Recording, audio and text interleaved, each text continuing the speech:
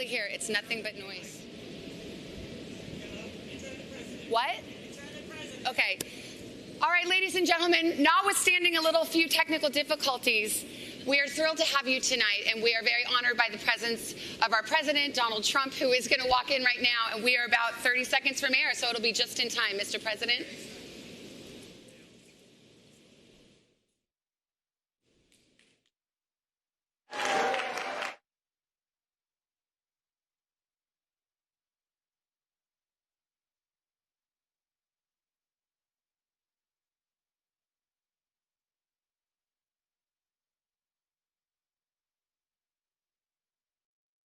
This is an NBC News special presentation of Today with Savannah Guthrie. Tonight, Donald Trump in the arena. His first primetime network appearance since falling ill with coronavirus. I'm feeling great. I don't know about you. How's everyone feeling? With tonight's debate canceled, the president faces our questions live and hears from voters about their concerns in the battleground state of Florida. It's great to be back in my home state, Florida, to make my official return to the campaign trail. With just 19 days to go, the president makes his case. My goal is to fight for you and fight for your family. From NBC News, Decision 2020, President Trump Town Hall. Live from the Perez Art Museum in Miami, here's Savannah Guthrie.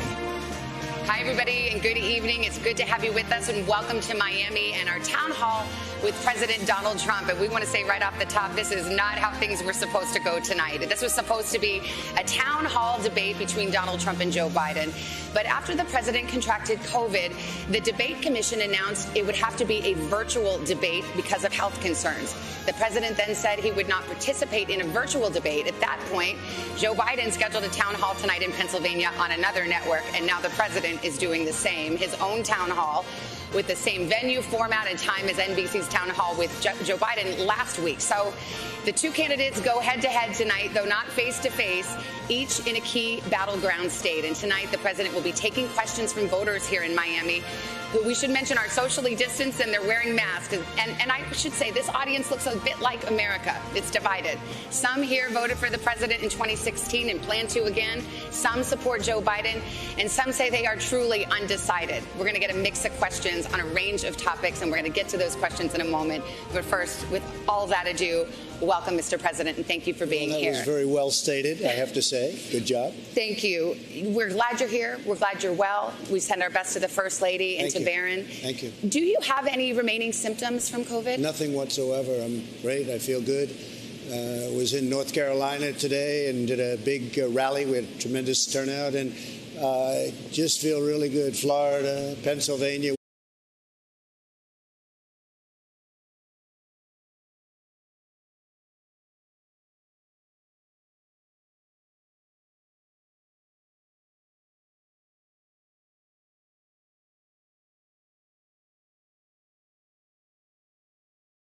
And they said, let's go to the hospital. I said, that's okay. I'm going to, respond to what you say.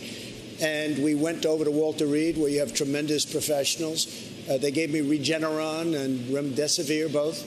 And all I know is I felt good the following day. I felt really good. Did the doctors ever tell you that they saw pneumonia on your lung scans? No, but they said the lungs are, a little bit different, a little bit perhaps infected. And infected with? I don't know. I mean, I didn't do too much asking. I really felt good. I didn't have much of a problem with the lungs. I did have a little bit of a temperature. Obviously, I felt there was something missing. And then I tested, I tested positive. Well, let's talk about testing, because there's a little bit of confusion about this, and I think we can clear it up. Yeah, and there shouldn't be. Your first positive test was Thursday, October 1st, okay? Mm-hmm. When was your last negative test? When did you last remember having a negative test? Well, I test quite a bit, and I can tell you that before the debate, which I thought it was a very good debate, and I felt fantastically. I had no problem before. Did you test the day of the debate? I don't know. I don't even remember. I test all the time. But I can tell you this. After the debate, like I guess a day or so, I think it was Thursday evening, maybe even late Thursday evening, I tested positive. That's when I first found out about it. Well, back to the debate, because the debate commission's rules, it was the honor system, would be that you would come with a negative test. You say you don't know if you got a test on the day of the debate? I had no problem. Again, the doctors do it. I don't ask them. I test all the time, and did you take a test, though, on the day of the debate? You know, if you ask the doctor, they'll give you a perfect answer. Yeah. But they take a test, and I leave, and I go about my business. Did you take a test on the day of the debate, I guess, is the bottom line? I probably did, and I took a test the day before and the day before, and I was always in great shape. And I was in great shape for the debate. And it was only after the debate, like a period of time after the debate, that I said, that's interesting, and they took a test, and it tested positive. So just to button it up, do you take a test every single day? No, but I take a lot of tests. Okay, and you don't know if you took a test the day of the debate? Possibly I did, possibly I didn't. But, you know, the doctor is very accurate information, and it's not only that doctor, it's many doctors. The one thing, if you're president, you have a lot of doctors you're surrounded by. But I was in great shape for the debate. And sometime after the debate, I tested positive. Let's talk about... That's when they decided to let's go. Okay, good. I hopefully provided some clarity for folks. Let's talk about the event that was held at the White House on the Saturday before you tested positive. Yeah. Subsequent to that, 13 people connected to that event tested positive. There was an outdoor reception. You've seen the pictures. There was an indoor reception. People were not wearing masks. My question to you is, at this point in the pandemic, knowing what we know, shouldn't you have known better? Shouldn't the White House know better than to hold an event like that? Well, they do a lot of testing in the White House. They test everybody, including me, but they test everybody. And something happened. But as far as the mask is concerned, I'm good with masks. I'm okay with masks. I tell people wear masks. But just the other day, they came out with a statement that 85% of the people that wear masks catch it. Well, so, you know, they didn't say that. I know that study. That's what I heard, and that's what I saw. And regardless, but everybody's tested, and they're tested often. And I also knew that, hey, I'm president. I have to see people. I can't be in a basement. I can't be in a room. I have to be out. You can see people with a mask, though, right? I can, but people with masks are catching it all the time. I mean, if you look at the governor of Virginia, he was known for a mask. If you look at Tom Tillis, a great guy, he always had a mask, and they caught it. Well, there are pictures of Tom Tillis, actually, with one of Judge Barrett's kids not wearing a mask. But, you know, Chris Christie, he was part of your debate prep. Yeah. He was, I believe, at that event. He came out tonight. He was sick, very sick. He was in the hospital for about a week. I know He came out tonight and said, I was wrong not to wear a mask. Well, I mean, he has to say that. I think it's great. He's a friend of mine. He's a good guy. And wrong or not wrong, you have to understand, as president, I can't be locked in a room someplace for the next year and just stay and do nothing. And every time I go into a crowd, I was with the parents of our fallen heroes. These people are the most incredible people. And they came up to me, and they would hug me, and they would touch me. And I'm not going to not let them do it. Now, there was an event with the Gold Star families the day after the Supreme Court event. A Gold Star event with the most incredible people you've ever seen. And I could have chosen not to talk to them or to keep everybody away. And you know what? And I don't think that's probably where it was caught, but maybe it was. I was going to say, you bring it up. You brought it up yourself. I mean, are you trying to suggest that? Do you believe a grieving military family gave you COVID? No, I don't know where it came from. Okay. And you don't know where it came from, and the doctors don't know where it came from. Mm-hmm. But as the president, I have to be out there. I also know... Well, there's no one that says you can't be out there, but it's just about wearing masks and having, for example, your rallies. I know this. Your rallies don't require masks. No, I mean, let's see Kamala. She's got people now. People have it, and I'm not blaming her. I'm not saying, oh, she did a terrible thing. As president, I have to be out there. I can't be in a basement. I can't be locked in a very beautiful room someplace in the White House. And I want to see the Gold Star families, and I want to see everybody. And I also say to people all the time, it's risky doing it. It is risky doing it. But as it's president, you're right. You want to be a leader. But you also are a leader and a setter of an example. And if you're not wearing a mask when your administration is saying best practice right now is wear a mask, no, it's not foolproof. But many people are catching it. Many people are getting this disease that was sent to us by China, and it shouldn't have been allowed to happen. But many people are getting this. And, I mean, nobody's being blamed. Everybody is working hard to get this thing out of our country, get it out of the world. Look at what's going on in Europe. Massive spikes. They've done a very good job, but now you take a look today at the UK, you take a look at Spain and France and Italy. There's tremendous spikes. But our death rate is worse than, well, not Spain, but those other countries. I have things right here that will tell you exactly the opposite. Me too. So the UK is up 2,500%, because I knew you'd be doing this. I know you very well. The UK is up 2,500%. The EU is up 722%. And the United States is down 21%. But we have, our deaths per capita is among the highest among industrialists. Excess mortality, we're a winner on the excess mortality. And what we've done has been amazing. And we have done an amazing job. And it's rounding the corner. And we have the vaccines coming, and we have the therapies coming. And I'll tell you what, one thing, when I got it, I had a choice, do nothing or use some of the things that we're looking at, like in this case, Regeneron. Yeah. And Eli Lilly makes something that's supposed to be incredible. And I think that maybe I wouldn't be doing this discussion with you right now. We have therapies now and cures, maybe. You can use the word cure. But we have therapies that are absolutely incredible. I want to pick up on something you just said. You said we're rounding the corner. I believe we're rounding the corner. Now, 10% of the country approximately has had COVID. That means 80, 90%, 90%, let's do the math, is still vulnerable. Right. There's been some talk, including from the White House lately, that perhaps it approves of what's called herd immunity. That's where you basically just let young people and everybody get sick. You try to protect the old people and those who are sick, and hopefully it gets up to a certain level, and now we're all immune. Yeah. So let's just be clear about it. It also means more deaths. Do you support herd immunity as a strategy? Essentially just let people get sick. The cure cannot be worse than the problem itself. We did the right thing. We were expected to lose 2,200,000 people and maybe more than that. We're at 210,000 people. One person is too much. It should have never happened because of China. It happened because of China. And you have to get that and understand that. But it shouldn't have happened. But we were expected to lose. If you look at the original charts from original doctors who are respected by everybody, 2,200,000 people. That 2 million figure, though, is if you literally did nothing. People. The 2 million figure is if you did absolutely nothing, it would be 2 million. The question is, should the deaths be better than 200,000 when, relative to the rest of the world, we have a worse death rate? I left North Carolina, which I love. I left Pennsylvania. We won a big case in Michigan because that governor has a lockdown where nobody but her husband can do anything. He can go boating and do whatever he wants, but nobody else can. The fact is we're winning all these cases because it's unconstitutional what they're doing. And I think they're doing it for political reasons. But the fact is the cure, you can't let this continue to go on with the lockdowns. Well, most and I believe that on November 4th, you're going to have a lot of these governors. Look at what's happening to New York. New York is a mess. They lost almost 40,000 people. They have a lockdown like you've never seen. Now they're open. It's like a ghost town. Let's get and Savannah, it's very important. People are leaving New York by the thousands. And you're going to have a hard time ever building it up again.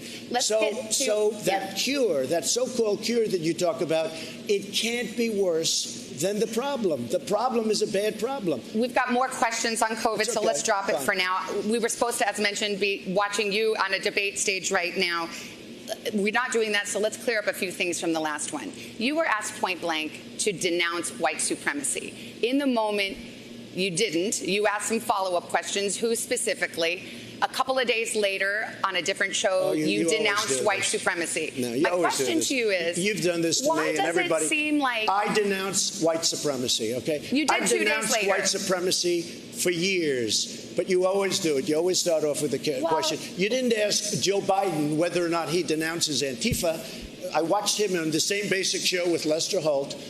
And he was asking questions like Biden was a child. So this is a little bit of a dodge. Are you listening? I denounce white supremacy. Okay. What's your next question? Do you feel, it feels sometimes you're hesitant to do so, like you wait a beat. Here we go again. Every time, in fact, my people came, I'm sure they'll ask you the white supremacy question.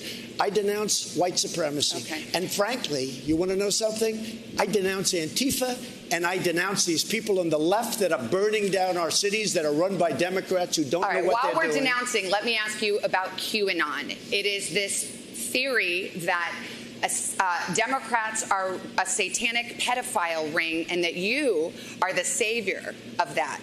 Now, can you just once and for all state that that is completely not true So, and that disavow QAnon in its entirety?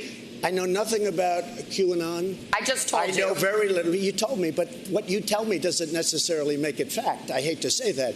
I know nothing about it.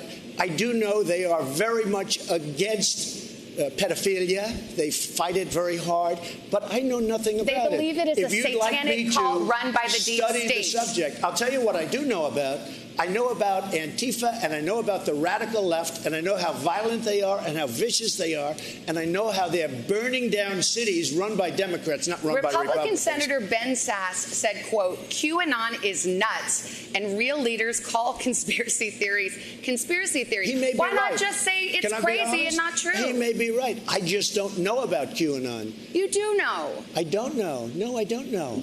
I don't know. Let me ask you another thing. Let's waste a whole show. You start off with white supremacy, I denounce it. You start off with something else. Let's go. Keep asking me these questions. I do have one more in this vein. Let me just tell you, what I do hear about it is they are very strongly against pedophilia.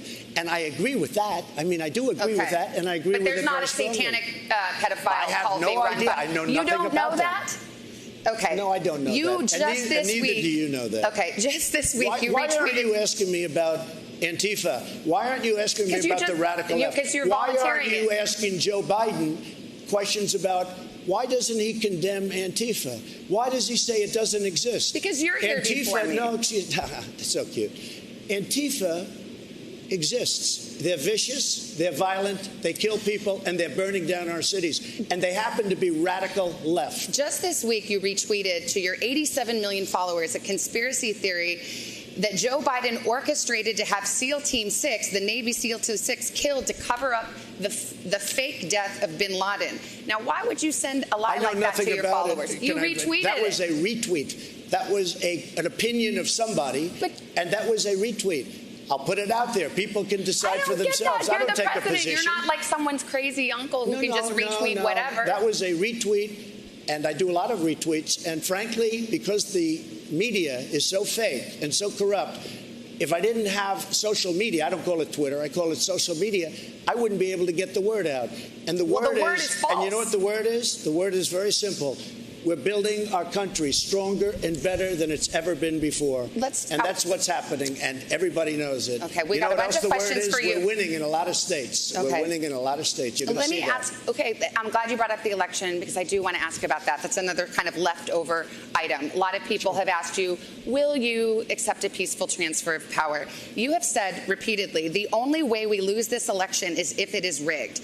Now, that is simply not true. The fact is either candidate can lose fair and square without ballot fraud. And so will you accept the results of the election? That's the way I want it to be. But when I see thousands of ballots, right, unsolicited ballots being given out by the millions, and thousands of them are dumped in dumpsters, and when you see ballots with the name Trump, military ballots from our great military, and they're dumped in garbage cans. That is a handful. We could go all night, which we won't. But we could go all night, one by one, a single case, a single day. You're talking about 150 million votes. Your own FBI director says there is no evidence of widespread fraud. Well, then he's not doing a very good job. All you have to do is pick up the papers every day. 50,000 in Ohio, the great state of Ohio. 50,000 in another location, I think North Carolina. 500,000 applications in Virginia. No, there's a tremendous problem. But let me just tell you, they talk about the peaceful transfer, right? They spied on my campaign and they got caught, and they spied heavily on my campaign, and they tried to take down a duly elected sitting president. And then they talk about, will you accept a peaceful transfer? And the answer is yes, I will. But I want it to be an honest election, and so does everybody else. When I see thousands of ballots dumped in a garbage can and they happen to have my name on it, I'm not happy about that. Okay, but just those are there is in fact no evidence of widespread fraud, and you were sowing doubt about our democracy. How can you say that? You do read newspapers. I do. You do watch the news. Yes, I know you read the news, but do you watch it? I do. Because every day they're talking about ballots that are corrupt, that are fraudulent. And millions that are being processed right now. But you can win a race. Take a look at me. You can win a race by 1%. But why are you laying the groundwork for that right now? It's like if I go play tennis with my husband and I say my ankle's hurting right now. I don't want that to happen. Okay. Savannah, I want it to be clean. Okay. I really feel we're going to win. But I want this to be clean. But it's sort of ironic that you and them talk about the peaceful transfer when I spent 3.5 years fighting off these maniacs, and now it turns out, everything's there, that they were the ones that dealt with Russia. And it's too bad. But peaceful transfer, I absolutely want that. But ideally, I don't want to transfer because I want to win. Yes, and I think that your words will probably reassure some folks. Let's get to our first voter. We've got Jacqueline Lugo. Now, she is, I told you this audience is truly split between y'all. You are leaning Biden. She voted for Clinton in 2016. She's registered as an independent. Jacqueline, what's your question for the president? And you hold the mic up close and take off your mic because it's hard to hear out here. Good evening. How are you? Welcome to Miami. Thank you very much. It's beautiful. Mr. President, if you knew COVID-19, as you told Bob Woodward in February... As what? As you told Bob Woodward in February, was airborne and deadlier than the flu, why did you only put in place a travel ban from China and not put in place other measures mitigating the spread of COVID-19, potentially saving tens of thousands of American lives? Well, I did put it in very early, as you know. Joe Biden was 2 months behind me, and he called me xenophobic and racist and everything else because I put it in. And it turned out that I was 100% right. I also put it on Europe very early because I saw there was a lot of infection in Europe. And it's sort of an amazing question, and I appreciate the question and respect the question, but the news doesn't get out the right answer because I put on a travel ban far earlier than Dr. Fauci thought it was necessary, who I like, far earlier than the scientists. I was actually the only one that wanted to put it on, and I did it actually against the advice of a lot of people, including Nancy Pelosi, who had no clue what she was doing, and Biden. When I put on the travel ban, I put it on in January, the end of January. When I put on the travel ban, Joe Biden and others said, this is ridiculous. You don't do that. Well, Dr. Fauci said I saved thousands and thousands of lives. Did you? I was early. I was extremely early when I put on the travel ban. Can I ask you, did your national security advisor on January 28th in the Oval Office warn you that this would be the greatest national security risk of your administration? No, he didn't say it, or you don't remember? I read it someplace. Maybe Woodward said it or something. But no, he did not say that. But I knew it was a big threat. At the same time, I don't want to panic this country. I don't want to go out and say everybody's going to die. Isn't there a middle ground? You don't have to mislead, but you can. No, there's not a middle ground. You have to be safe, you have to be vigilant, and you have to be smart. You're going to like this next couple of voters. It's a mom and a daughter. Good. Mom, Barbara, voted for you in 2016. She's leaning to vote for you again. Now, her daughter was too young to vote last time. She's going to vote for her first time in a presidential campaign, and she is leaning Biden. So imagine the dinner table at their house, okay? So, Barbara, why don't you go first and ask your question? Bienvenido a Miami. Thank you. Mr. Trump, as a frontline ER doctor working through the coronavirus pandemic, right. I know firsthand, and I've seen that many hospitals throughout the United States are suffering financial hardships. These economic effects are trickling down to the frontline workers. Right. We are being, across the country, frontline workers are being fired, they're being furloughed, our salaries are being cut. And this is also happening in other economic sectors as well, including the travel industry and hospitality. Right. My question to you is, how are you going to get the United States back on track, both in terms of the economy and the pandemic? So it's happening. We just set a record, 11.4 million jobs. We are going to have a phenomenal third quarter, which will be announced on November 1st, just prior to the big November 3rd day, where I think you're going to see a red wave. But we're going to have a tremendous announcement, I believe. I mean, we're going to find out. But GDP is going through the roof. Jobs, real estate, houses, so many things are happening. So people were saying we're going to have a 42% unemployment. Look, this was a thing that came into our country, and it happened more than 100 years ago, and it happened now. they were talking about a 42% unemployment rate. Who was talking about that? I heard 20%. It just came out at 7.8% unemployment, and people can't even believe it. Our economy is going to be, next year, if we don't have somebody that raises taxes and quadruples taxes, which they want to do and kills everything, our economy is going to be phenomenal next year. We're going to have a phenomenal. And I'll tell you, Savannah, we had the greatest economy in the history of our country last year, including the state of Florida, where we are now, and Pennsylvania, and North Carolina, and Ohio, every place. We had the greatest economy we ever had. We had to close it down. We saved 2 million lives. We're opening it up. We have a V shape, and it's coming back.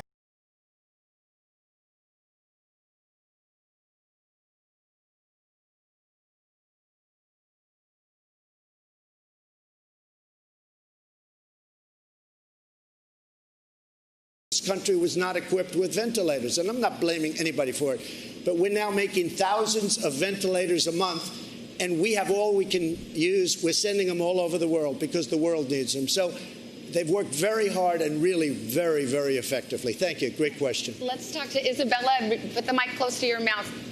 Okay, go ahead. Mr. President, my parents are, as you heard, both frontline healthcare workers, and I've seen the physical and the mental tolls that this pandemic has taken on them firsthand, as well as the exacerbation of coronavirus due to Americans who are not wearing masks or participating in social distancing. After contracting COVID-19 yourself, has your opinion changed on the importance of mask wearing? No, because I was okay with the masks. I was good with it, but I've heard many different stories on masks. I mean, I had, being president, you have people, they bring meals, they bring this, and I had an instance recently where a very wonderful person is bringing me a meal, and he's playing with his mask, and he's touching his mask all over the place, and then he's bringing a plate in, and I'm saying, well, I don't know if that's so good. I mean, the good news, I didn't eat it, okay? I decided not to eat it. This was a month ago. But look, you have on the masks, you have two stories. You have a story where they want, a story where they don't want. I am all for it. I don't get that, because it's just all of your public health officials, your administration, they're in unison about this. No. They're all in unison about it. The University of Washington, which is they have a model that your coronavirus task force relies on, says that if everyone wore a mask, you could cut expected deaths in half. And then you have other people that disagree. Well, what does that mean? Scott Atkins, if you look at Scott, Dr. Scott, he's from great guy, Stanford. He will tell you that he disagrees with you. He's not an infectious disease expert. No, I don't know. Look, he's an expert. He's one of the great experts of the world. But I don't get it, because you have so much power and influence as president. You could go to you could require it at your rallies, and you could say, everyone put on a mask right now. And the University of Washington says you would save lives. University of Washington, and you have other places say different things. You have a lot. Hey, Dr. Fauci said don't wear a mask, right? At first, but then everybody agreed. Well, I don't know that he changed his mind. But then you have a report coming out 2 days ago that 85% of the people wearing masks. I looked at that report. It's not about mask wearing. It was neutral on the question of masks. We're on the same side. I say wear the mask. I'm fine with it. I have no problem. We're on the same side. Let's take a break. We're going to get more questions right after this.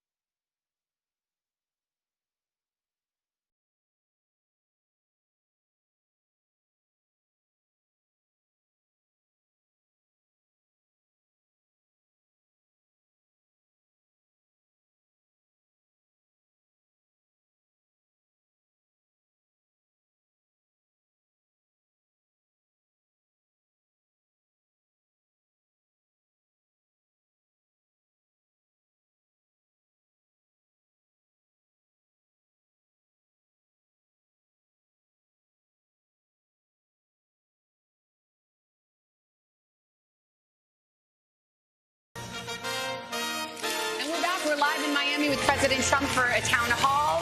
Live in Miami with President Trump for a town hall. Thank you again, Mr. President. We have another voter. Now, Christy Alonso, come on out, Christy. She is leaning slightly towards you. She says she voted for you in 2016. Christy, you ready? Take the mask off, hold the mic close, and let's hear your question. Thank you for your service, Mr. President. Thank you very much. We're a hard-working, middle-class family of 4. My husband and I are both self-employed, and we have to get our own individual health care. As you know, healthcare costs have gone up considerably over the decades, and you had originally said you were going to repeal and replace Obamacare. What is your plan now in 2020 to make healthcare costs affordable for Americans like myself? So we got rid of the individual mandate on Obamacare, which was the worst part of Obamacare, and now you could actually say it's not Obamacare because that's how big it was, where you had to pay a fortune for the privilege of not having to pay for bad health insurance. So we got rid of that. That was a big, big thing. And by doing that, and we will always have, by the way, we're always protecting people with pre-existing conditions, and I can't say that more strongly. But we've been able to bring health care costs way down. Now, I took over Obamacare, got rid of the individual mandate, made it good, managed it much better. Remember, they had the $5 billion website disaster and all of the problems they had. The problem with Obamacare, it's not good.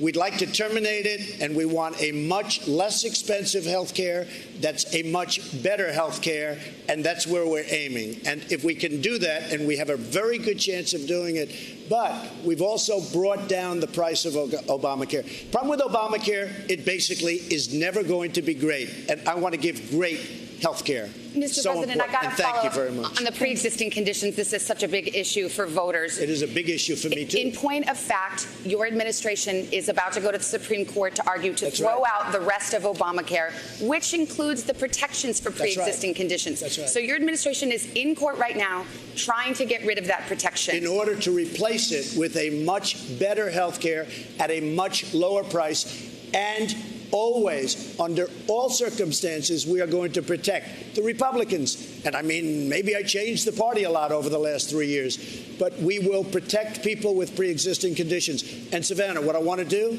get rid of the terrible Obamacare. I've already done it to a large extent because, as you know, the individual mandate is gone. That was the worst part. You repealed, but you haven't replaced. Now, you've been in office almost 4 years. What we have done. You had both houses of Congress, Senate and House, in Republican hands, and there is not a replacement yet. That's right. I'm sorry, but if you look, we had both houses, and what did we do? We got rid of the individual mandate. But that went through the legislature. The promise was repeal and replace. Look, we should be on the same side. I want it very simple. I'm going to put it very simple. We would like to terminate it, and we would like to replace it with something that's much less expensive and much better. We will always protect people with pre-existing conditions. But if you're successful in court in November, those pre-existing conditions, that promise will be gone. If we don't succeed, we are running the remnants of whatever's left because we took it apart. We are running the remnants of whatever is left much better than the previous administration, which ran it very badly. But we'd like to have new health care, much better and much less expensive. Let me get to question number 5, and you'll like this. He's stuck in traffic. His name is Joe White. He is registered as a Democrat. He says he's leaning toward Biden and voted for Hillary Clinton in 2016. And his question was, a second stimulus payment has been broadly agreed upon by the Republicans and Democrats, and yet now we're in October and it's still not passed. Why not use your office to make the second stimulus payment a separate targeted emergency relief package to help Americans weather the pandemic? Well, we've actually passed 3 packages, and we're on our 4th. And I agree with him 100%. He should vote for me. The problem you have is Nancy Pelosi. She couldn't care less about the worker. She couldn't care less about our people. And we should have a stimulus. And I want a stimulus. The Republicans will approve a stimulus. The problem is she doesn't want to do it because she thinks it's bad for her election. The fact is she's wrong because people know she's in our way. She's not approving it. She doesn't appreciate our people, and she doesn't appreciate at all our workers. Nancy Pelosi, we are ready to sign and pass stimulus, but she's got to approve it. People do not love the back and forth of Washington, but this has been a roller coaster. Back in early October, you one day tweeted, no more negotiations until after Election Day. I'm walking away. Then I think the next couple of days you said maybe we can do something targeted. Then you said I want a big, big bill. But then Senate Republicans said, no, we're not for that. So you're Doesn't the big matter. deal maker. How That's come right. this is so? That's How, right. you yourself have changed positions. Did you ever hear of a word called negotiation? We're negotiating, okay? But people's negotiating. lives are hanging in the balance. And you know who I'm negotiating against? Nancy Pelosi, because she doesn't want to give the money. We should have stimulus. This was not our people's fault. This was China's fault. And she's penalizing our people. I'm ready to sign a big, beautiful stimulus. You saw the other day, I say, go big or go home, right? That's what I was want talking it to about. be big. I want it to be bold. I want the money to go directly to the people. Senate Republicans with you? They're going to go big? They'll go. Big old number? They'll go. They're going to be okay, very because so happy. far they have not said they would. Because I haven't asked them to, because I can't get through Nancy Pelosi. Okay. If Nancy Pelosi and I, through my representatives or directly, I don't care, if we agree to something, the Republicans will agree to it. Okay. Our next question comes from, this is interesting. She voted for Clinton in 2016, but recently changed her registration from Democrat to Independent. She says she's truly undecided. Her name's Becky Lightman. Hello, Becky. What's your question? How are you? I'm great. How are you? Nice to see you. Thank you. Good to see you. So, corporate tax rates are a hot button issue, and you have cut corporate tax rates, and your opponent Joe Biden is planning to raise them. Right. A lot of Americans think that corporations don't pay their share of taxes and want to see those tax rates increase. Right. What do you say to those Americans to maybe tell them why you want the corporate tax rate lower and why that helps them? It's a great question. We've created more jobs than this country has ever created. We're up to 160 million jobs. We were never even close to that number. We were just hitting 160 million jobs. Companies are pouring into our nation because of the tax rate. And if Biden comes in and raises taxes on everybody, including middle income taxes, which he wants to do, you will blow this thing and you'll end up with a depression, the likes of which you've never had. That's what's going to happen. We have something that's really good. The reason we're coming back so strong is because we built a very strong foundation. Companies are moving in. Car companies are moving into Michigan and to Ohio and to South Carolina and North Carolina just today.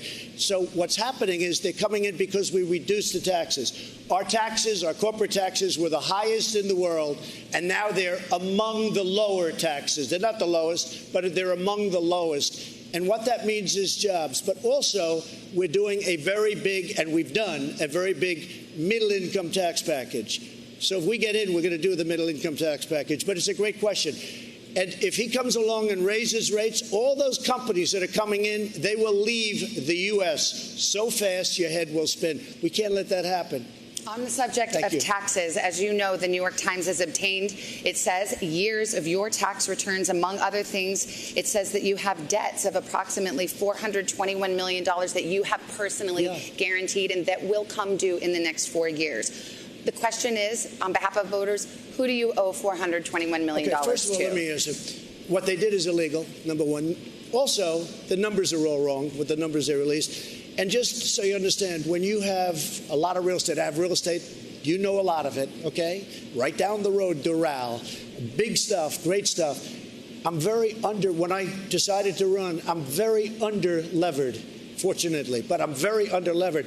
I have a very, very small percentage of debt compared, in fact, some of it I did as favors to institutions that wanted to loan me money. $400 million compared to the assets that I have, all of these great properties all over the world, and frankly, the Bank of America building in San Francisco. I don't love what's happening to San Francisco. Well, do I hear you right? It sounds like you're saying $400 million isn't that much. One of the biggest office buildings. But are you confirming that, yes, you do owe some $400 million? What I'm saying is that it's a tiny percentage of my net worth. That sounds like yes. And you'll see that soon because we're doing things, you know.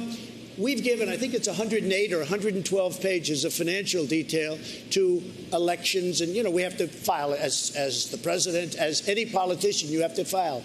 Nobody ever looks at that. When they do, they see how incredible the company is. But more importantly, they see where this debt is. No, I don't owe Russia money. I owe a very, very small. It's called mortgages. Yeah. People have a house, they put a mortgage. Any foreign bank, any foreign entity? Not that I know of, but I will probably, because it's so easy to solve, and if you'd like to do, I will let you know who I owe whatever small amount of money. I want to say two things. Number one, it's a very small amount of money. Number two, it's very straight. It's very, very straight. But it's a tiny percentage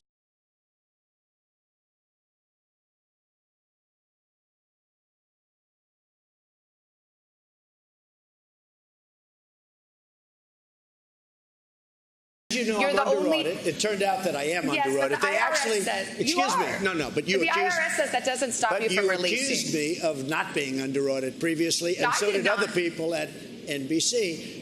And I am under audit. You So are. that was solved. That's good. I am under audit. No person in their right mind would release prior to working out the deal with the IRS. And I'll go a step further. I'm treated very badly by the IRS. They treat me very, very badly. You have people in there from previous administrations. They treat me very badly. But we're under audit. It's very routine in many ways, but we're under audit. They like to change the game, change the rules, do everything. You saw what they did with the Tea Party people. You saw what they did with the religious But to be groups. clear, there is no law or rule that prohibits you from releasing your tax No, returns. except common sense and intelligence and having lawyers that say, because I would love to release them, and as soon as we come to a conclusion, I will release them, and very gladly.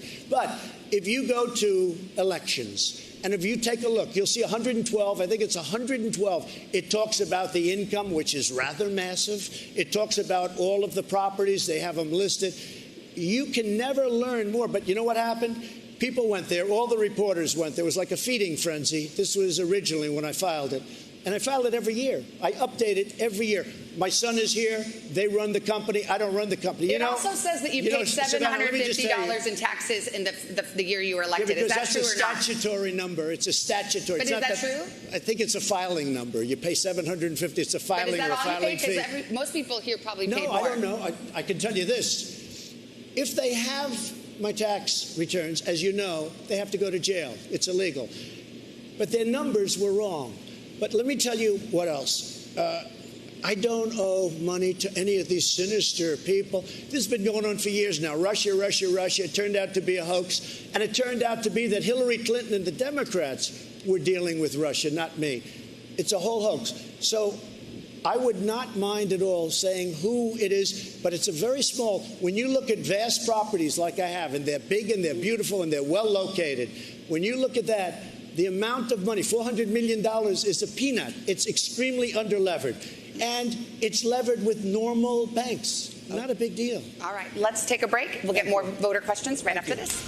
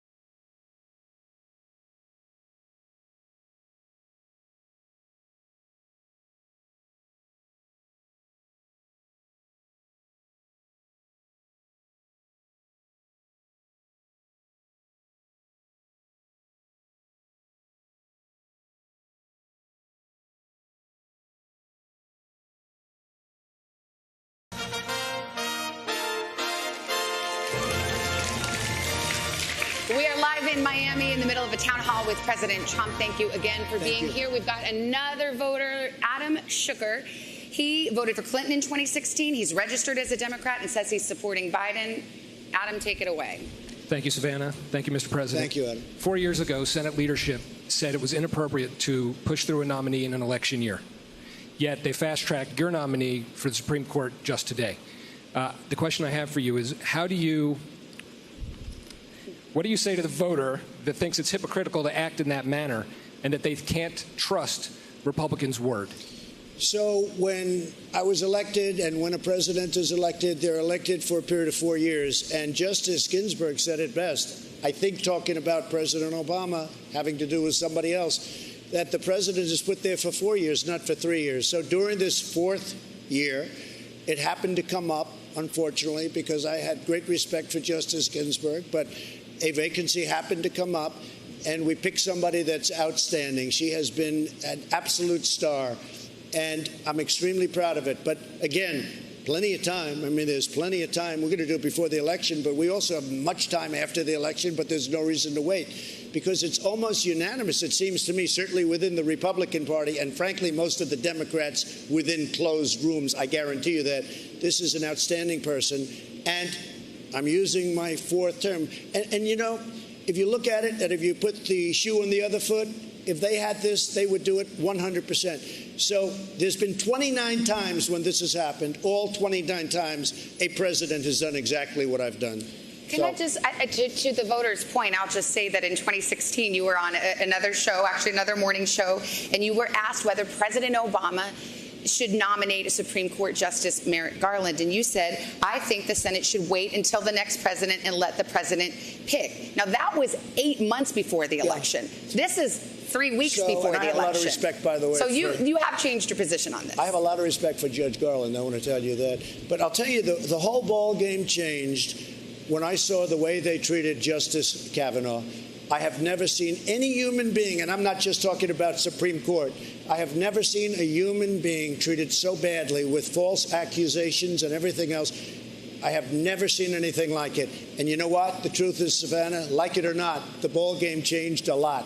There has never been anybody treated so badly as now Justice Kavanaugh. You've mentioned that you would like to see Amy Coney Barrett confirmed to the Supreme Court in case any challenges come up in connection with the election. Yeah. Do you expect her to rule for you?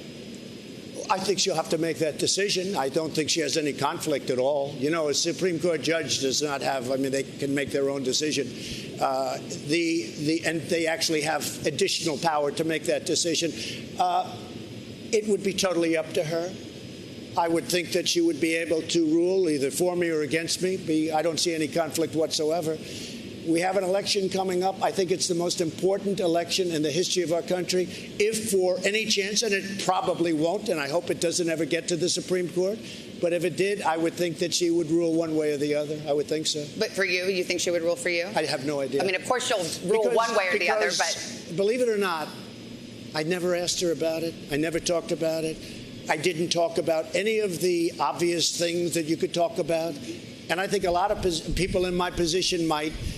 But in speaking to a lot of very brilliant people and people that do this for a living, they say it's better not to talk. So I talked to her about life. I talked to her about the fact, would you like to do this? Are you willing to do this? Because it's a tremendous burden. The answer was yes.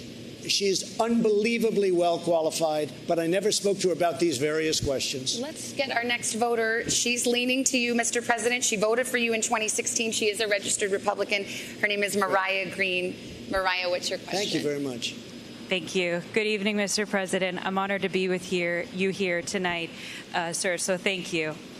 I'm a pro-life millennial, and my question for you today is, if Roe v. Wade is ultimately overturned in the future, what protections would be put in place or kept for where the mother's life is in jeopardy in relation to high-risk pregnancies? Well, again, I'm not ruling on this, and Roe v. Wade is something that a lot of people would say, obviously, you're going to speak to somebody. I also, two other great justices, Justice Gorsuch and Justice Kavanaugh, I never spoke to them about Roe v. Wade. I never spoke to them about election laws. I never spoke to them about anything.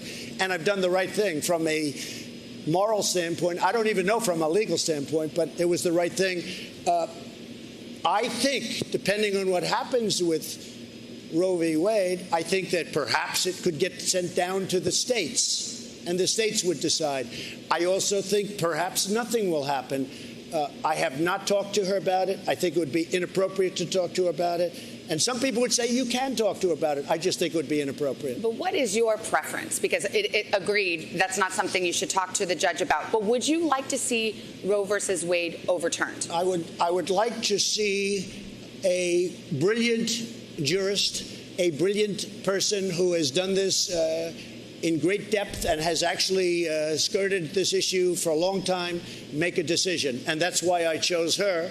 I think that she's going to make a great decision. I did not tell her what decision to make, and I think it would be inappropriate to say right now, because I don't want to do anything to influence her. I want her to get approved, and then I want her to go by the law, and I know she's going to make a great decision for our country. But you running as a pro-life Republican, most pro-life Republicans would like to see Roe v. Wade overturned and abortion banned. Many of them would. What do you Perhaps think? Most of them would. I am telling you, I don't want to do anything to influence anything right now. I don't want to go out tomorrow and say, oh, he's trying to give her a signal, because I didn't speak to her about it. I've done the right thing in so doing. How she's going to rule, you're going to find out perhaps, or you might not find out. I mean, it may never get there. It may never get there. We'll see what happens. All right. We have another question. This is Cindy Velez. She is undecided. She says she's leaning to Biden, and she did vote for Clinton in 2016. She's registered as a Democrat. Hi, Cindy. What's your question? Good evening, Savannah. Cindy. Good evening, Thank you. Mr. President. Thank you very much. As the mother of a young male of color, I have raised him to respect authority, not only because it's the right thing to do, but also out of fear that he may face profiling or be considered a criminal. As an educator, I've also had similar conversations with my high school students. Mr. President, what will you and your administration do to better prepare our law enforcement officers to work in collaboration with the communities that they serve, and also to protect the lives of innocent Black and Latinos from police brutality and injustice? Right. I fully understand the question, and I saw everything that you saw over the summer, and it was a terrible thing to watch. We were very strongly, we have a senator named Tim Scott from South Carolina. He came up with a bill that should have been approved. It was great. It was a bill that was strong in terms of law enforcement and strong in terms of enforcing the proper thing and doing the proper thing by law enforcement. And the Democrats just wouldn't go for it. They wouldn't go for it at all. And I don't know why, because it was a really great bill. But I do have to say this. And some people don't like it when I say it, but a lot of people agree. I have done more for the African-American community than any president, with the exception of Abraham Lincoln. Criminal justice reform, prison reform, historically Black colleges and universities. I got them funded. They were on a year-to-year basis. They could have been put out of business. As soon as our country had a little bad year, they would have said, I'm sorry, we're not going to fund you. I got them 10-year funding and financing, and more than I even asked for. I became very friendly with a lot of the heads. But we've done more, and of course, opportunity zones. But criminal justice reform, everybody said it could not be done. President Obama and Biden never even tried to do it. They never even tried. But I say that, and I say it often. I'll say it loud, and I'm very proud of it. And I have a great relationship because of what I've done with the African-American community. I'm very proud of it. Let's go to our next question. We have Paulette Dale. She leans slightly to Biden. She voted for Clinton in 2016. She's registered as a Republican. Paulette, what's your question? Thank you. Good evening, Mr. President. Thank you very much. I have to say, you have a great smile. Thank you. Okay. Thank you. So, he does. You're so handsome when you smile. Okay.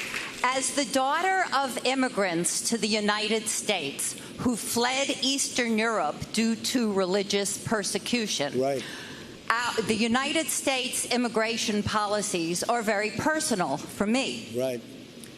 Surveys show that most Americans and the majority of Republicans support the Dreamers program. So my question for you, Mr. President, is if you are elected to a second term, do you expect to pursue your previous efforts to cut the DACA program. Yeah. Why or why not? And the DACA is somewhat different than Dreamers. You understand that, and you understand it better than anybody probably in this room. Where do you come from, by the way, originally? Where? My grandparents were from Russia and Poland. That's very good. Okay. So we are going to take care of DACA. We're going to take care of Dreamer. It's working right now. We're negotiating different aspects of immigration and immigration law. We've built now over 400 miles of border wall, southern border. Mexico's working very closely with us. We have the strongest border we've ever had. We want people to come into our country. They have to come in legally. But we are working very hard on the DACA program, and you will be, I think, very happy over the course of the next year. Thank you. Because I feel the same way as you do about it. Thank you, Mr. Thank President. you. Thank you very much. Mr. President,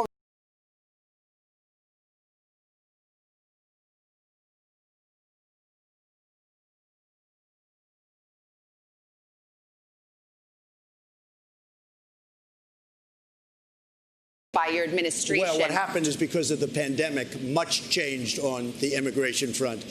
Mexico is heavily infected, as you know, and we've made it very, very difficult to come in because of the pandemic and other reasons, and crime.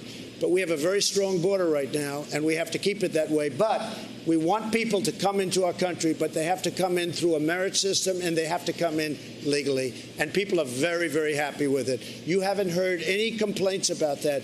But what happened is because of the pandemic, we have to be extra cautious. You have been promising this immigration bill since, well, at least July, when you told my colleague on Telemundo it was coming, but nothing's come yet. It's very happy. The fact is, we got rid of catch and release, which is a disaster. You know, you catch somebody, they could be a murderer, they could be a rapist, and we're supposed to release them into our country. These are the laws that I inherited. We ended that program. Now, I think you're going to see something very, very good. The whole immigration, if you look at what's going on, people used to pour into our country, and especially during the pandemic.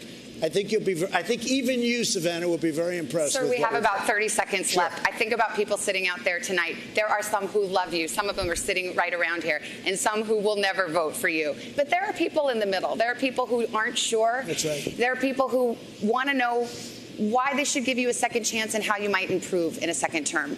30 seconds, what would you say to them? Because I've done a great job. We had the strongest economy in the world. We closed it up. We are coming around the corner. The vaccines are coming out soon, and our economy is strong. We are at a level with jobs like we've never been before. We've rebuilt our military. We've rebuilt our borders. We had no borders. We had no nothing.